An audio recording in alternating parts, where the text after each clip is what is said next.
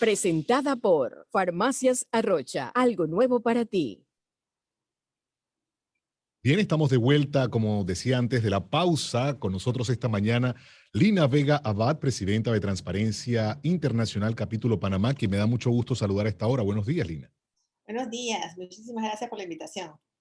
A ver, estamos a poco de que inicie este proceso de entrevistas a los aspirantes a magistrado de la Corte Suprema de Justicia. Creo que ya se superaron los 65 candidatos o aspirantes y es oportuno, antes de hablar de estas postulaciones y demás, hacer una radiografía de nuestra justicia, porque si bien durante mucho tiempo hubo un secreto a voces de cosas que podrían estar haciéndose mal, hace unos años escuchábamos a un magistrado en funciones hablar de compra de fallos y demás. Hemos visto ya un magistrado juzgado y una serie de cosas que dicen mucho del estándar de justicia que tenemos en el país.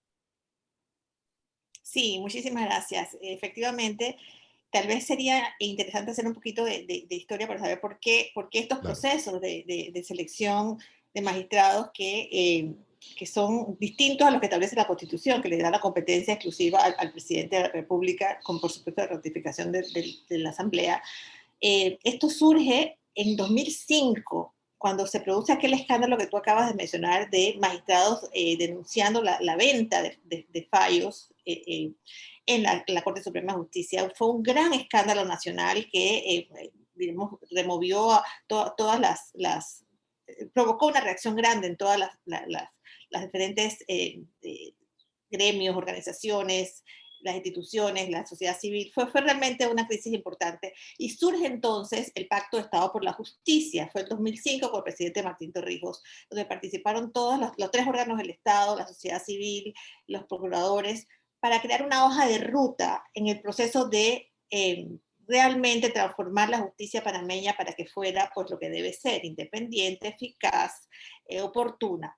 Ese proceso se empantanó. Casi lo único que se hizo fue crear este procedimiento de selección de los magistrados que fuese participativo y abierto a la ciudadanía. Y en eso estamos una vez más empezando este análisis de los candidatos que se postularon. Hasta donde tengo entendido son 83, Ricardo, hasta ayer que estuve revisando. Ok. Lo interesante es que en el primer periodo que se estableció, solo presentaron su candidatura 9. Es decir, me da la impresión y hubo que extender el proceso y luego Sí. pues ha habido este montón de candidatos. Tengo la sensación que inicialmente no había mucho entusiasmo. Creo que este proceso ha perdido un poco no sé, de credibilidad, y no es porque pase nada allí, sino que porque lo que sucede a posteriori ha sido decepcionante también. Es decir, Y para en función de eso, Lina, disculpe que interrumpa, es porque al final la decisión es del presidente igual. sí, y no es que esté mal, sino que el proceso al final pareciera que es un poco un autoengaño o una tomadura de pelo. Pongo como ejemplo el caso del presidente Varela, cuando él elige entre los tantos candidatos que había, elige a una persona que era el asesor del ministro de Trabajo, que es el magistrado Sedalice, por ejemplo. ¿No? O sea, evidentemente no era una persona independiente, después resultó todo lo que hemos visto que ha hecho. Ese es un caso, no había una cantidad de candidatos realmente que habían pasado el escrutinio con observaciones sobre su historia, y sin embargo escogen a la persona que era más cercana a el Ejecutivo en ese momento. No solamente más cercana, sino que había un conflicto de intereses porque trabajaba en el Ejecutivo. Ese es un ejemplo, ¿no? Además, también hay que decirlo digamos, con tristeza, es que a veces nos hemos alegrado de las elecciones y luego lo que sucede con las decisiones que toman esos nuevos magistrados nos deja atónitos, ¿no? Y voy a hablar de un ejemplo muy reciente, y es un fallo de la Corte con el único salvamento de voto de la magistrada Cornejo, que decidió que la información sobre las becas que da el IFARU no es información pública, a pesar de que estamos hablando de recursos del Estado. Cuando la Corte Suprema de Justicia no avala el concepto de transparencia y rendimiento de cuenta, estamos en problemas. La democracia está en problemas. Ahora, ese componente de ese compromiso que a veces sienten las personas que son designadas, porque decía, no está mal que sea el presidente al final quien tome la decisión. De hecho, está establecido, es constitucional. Sin embargo, eh, a veces la persona genera el compromiso con el puesto en vez de con el país.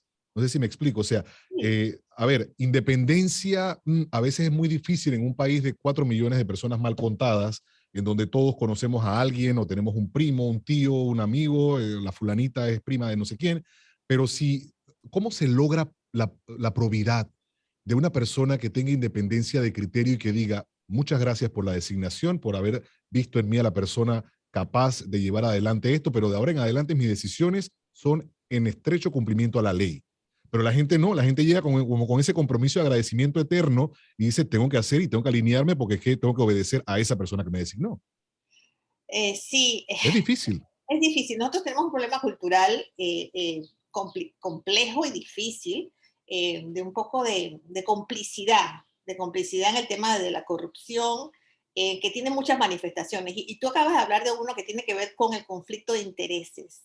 Mm. La gente en Panamá tradicionalmente ha visto el asunto como un beneficio. Yo tengo un tío que ha llegado a ser ministro, entonces ahora puedo acercarme a él, a pedirle ayuda en este negocio, en el de más allá. La gente no entiende que eso es un conflicto de intereses y no hay una sanción, con lo cual nada se lo impide.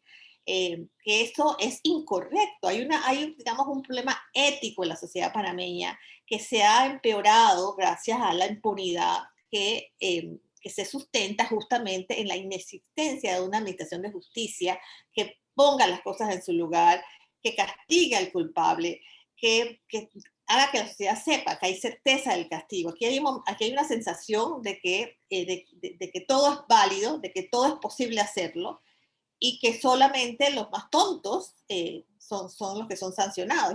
Y eso es muy, muy dañino para la sociedad y para la democracia. Yo quisiera que poderles transmitir, no solamente a los magistrados, sino a los jueces y a todos los y a los abogados que son participantes de este sistema, Ujú. lo que estamos poniendo en peligro es la democracia.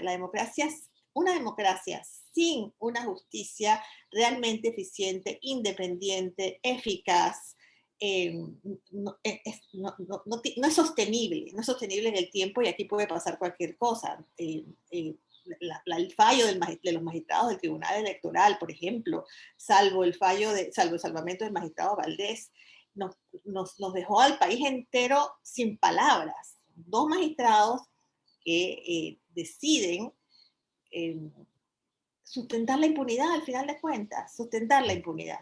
Es muy peligroso lo que estamos viviendo. Ahora, en función de eso, no podemos dejar por fuera, y me gustaría también ese análisis de la relación Asamblea-Corte Suprema de Justicia, que esa vinculación de juzgamiento o esa relación de juzgamiento que uno juzga al otro, o sea, al final, ¿qué ha traído esto como consecuencia? ¿Podemos vincular directamente consecuencias de nuestro sistema de justicia a esa situación con la Asamblea, esa relación con la Asamblea?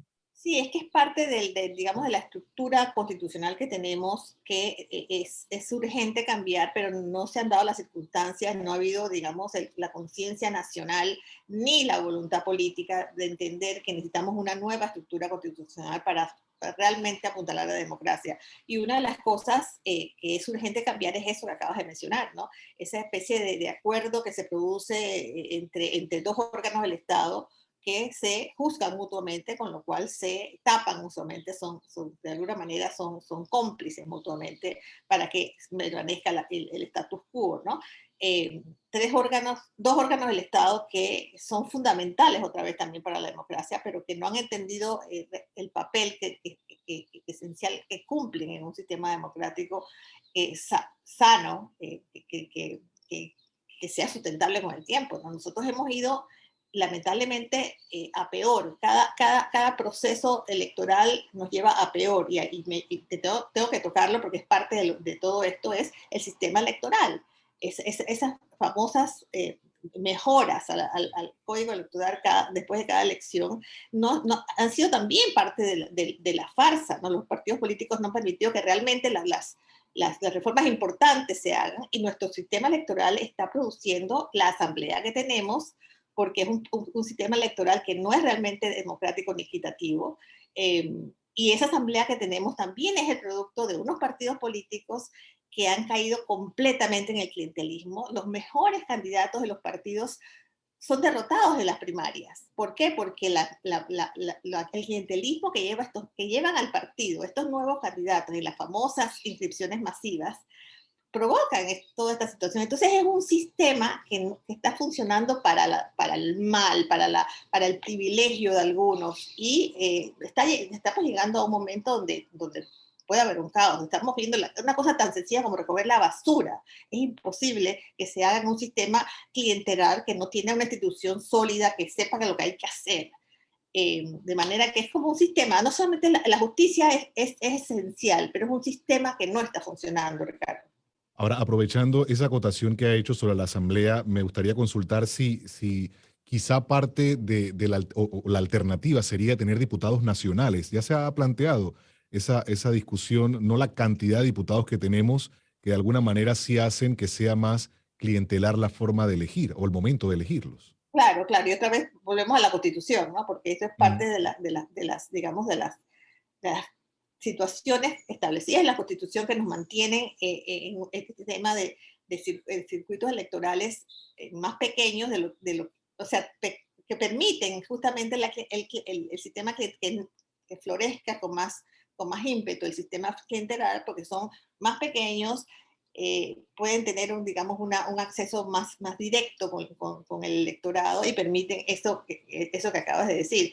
Y es un sistema que se nutre también de que las instituciones no funcionen. Si las instituciones no dan los servicios en las provincias, en los distritos, en las comunidades, en el país, entonces el ciudadano está únicamente bajo la tutela del diputado, de la persona, del funcionario más cerca de él, el referente de corregimiento, que tampoco hemos podido lograr un sistema descentralizador que entienda, o sea, que esté basado en dar servicios en las comunidades. Todo el sistema está, yo diría que podrido, Ricardo, y tendríamos que analizarlo como ciudadanos frente a la próxima contienda electoral que se va a dar con las reglas que tenemos, lastimosamente.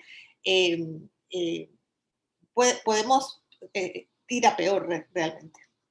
Y eso es el común de la población no pone o no es consciente, quizá porque no le ve importancia, pero sí repercute en la calidad de vida que tienen directamente estas decisiones. Antes de finalizar, este trabajo que ha iniciado la magistrada María Eugenia López, y que en su momento pues se vieron acciones que podían ser destacadas, recientemente un hecho que puede ser considerado muy personal y demás, ya quizá nublado un poquito también esas acciones. ¿Cómo lo podemos evaluar? Ay, Ricardo, la verdad es que es parte, pienso que del problema ético y cultural que tenemos, ¿no? Yo siento que, y no solamente la magistrada presidenta, esa fue la que vimos en un video, pero ahí estaban todas las magistradas. Las magistradas por lo menos estaban, yo no sé si estaban todos los hombres, pero las mujeres estaban. O sea, que es la más alta instancia de justicia de este país no entienda la majestad del presupuesto, y que hay un conflicto de intereses, aunque sea un tema personal. Hay un potencial conflicto de intereses en el futuro, y que nada les impide ir a una boda de un diputado, pero éticamente no está bien que lo hayan hecho.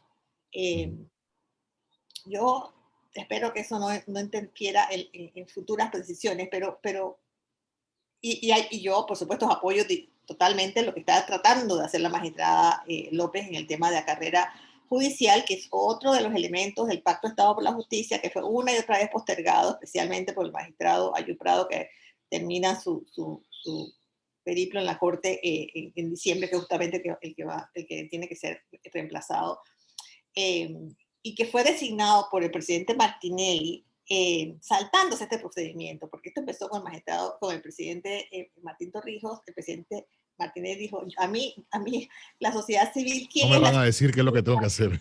Exacto, entonces hizo lo que le dio la gana con el tema del nombramiento de los magistrados, luego vino el periodo del presidente Varela que lo siguió con las excepciones que ya hemos hablado, y ahora estamos en el periodo que realmente están nombrando, le ha tocado al presidente Cortizo nombrar tantos magistrados que podría darse una revolución en la Corte si estos nuevos magistrados se dan cuenta y deciden hacer de verdad un giro de timón para apuntalar de verdad la justicia panameña que es tan necesaria. Yo no pierdo la esperanza de que eso suceda.